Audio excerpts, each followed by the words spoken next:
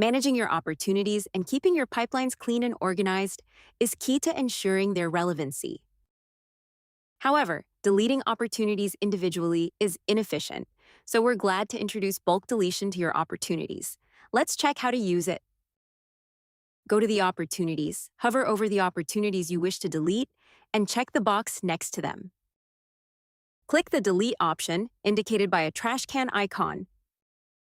Type Delete, then click Delete to confirm the action. To undo a deletion, open the Bulk Actions tab, click the three dots next to the action, then select Restore. This update allows you to declutter pipelines with bulk deletions that run asynchronously, maintaining full visibility into destructive actions and easy ways to undo them as a bulk or individually.